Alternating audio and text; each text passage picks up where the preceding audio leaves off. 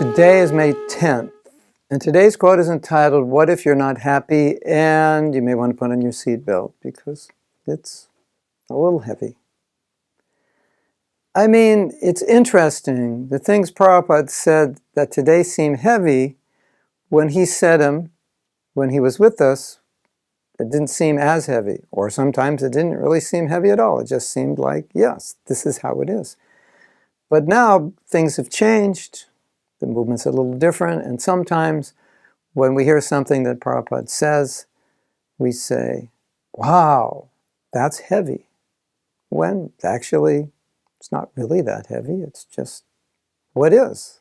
It's something he said many times. But when I read it, I thought, this might be heavy for some of us. Now, do I have your attention? I think so. Okay, let's read it. Then that means he is not a devotee, Prabhupada said. Devotee means the first sign will be happy. Brahma-bhutah, prasannatma. If he's not prasannatma, he's a rascal. He has not even entered devotional life. He's outside. That is the test. Just like Dhruva Maharaj. When he saw Vishnu, he said, everything is all right. I don't want anything. Svamin, kritartho'smi. That is Vaishnava. And if he is still in want or unhappiness, that means he has no spiritual life at all. He is simply making a show.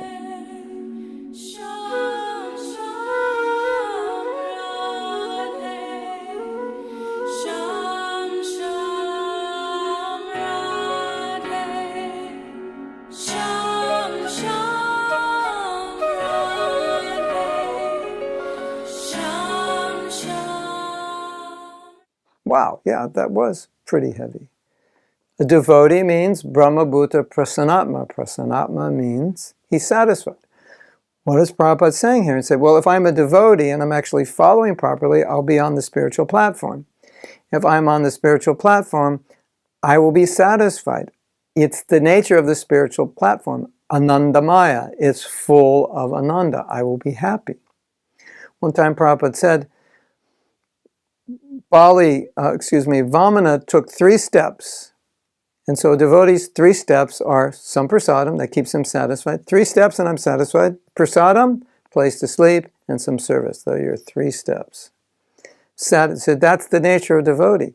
So when we're not properly situated in Krishna consciousness, when we're not doing well, we're not happy. When we're properly situated in Krishna consciousness, when we're doing well, then naturally we'll be happy. That's a sign, that's a symptom. So looking at this in another way, Prabhupada's looking at symptoms of spiritual health. Okay, let's take your pulse. Oh, I see you're not happy. So you're spiritually diseased. You must not be a devotee because devotees are happy. That's a heavy statement. You must not be a devotee if you're not happy. Now, yes, we have struggles. Yes, we have difficulties. Yes, we have hills and valleys. But one who is a devotee, even in spite of the difficulties, they're happy. Why? Because they can relish the sangha of other devotees. They can relish seeing the deities. They can relish kirtan. They can relish reading Prabhupada's books. They can relish all aspects of Krishna consciousness, even though they're going through personal difficulties in their life, the loss of a loved one, the loss of a job, a health challenge, etc. But the nature of devotee is that they're blissful. So, yes, we have struggles. Yes, we have difficulties. Yes, sometimes we have our valleys. But when we're connected with the processes of devotional service, even in spite of that, we're still blissful, although that may sound a little awkward. I'm blissfully miserable. But it's something like that. So anyway, I thought this quote was important because Prabhupada is saying, now Dhruva saw Vishnu. So now he's seeing Vishnu, he doesn't want anything. So if you're actually seeing Krishna consciousness, seeing Krishna through the holy name, through seva, through sangha, through hearing and so forth, seeing the deity, then you'll be satisfied. That's a sign that you're doing well in Krishna consciousness. If you're not satisfied, it means rajagun. It means you're hankering for something. Your heart is empty. You're trying to fill it with something that can't fill it. And therefore, brahma-bhutah prasannatma nasochiti nakangshiti. You don't hanker, you don't lament. But why will you hanker if you're full in Krishna consciousness? Why will you lament for what you don't have or what you lost if you're full in Krishna consciousness? You won't. You will only hanker for more service, more facilities, more results in service, or you will lament for anything that inhibits the service, or the loss of a dear God brother. Transcendental lamentation, that's there also.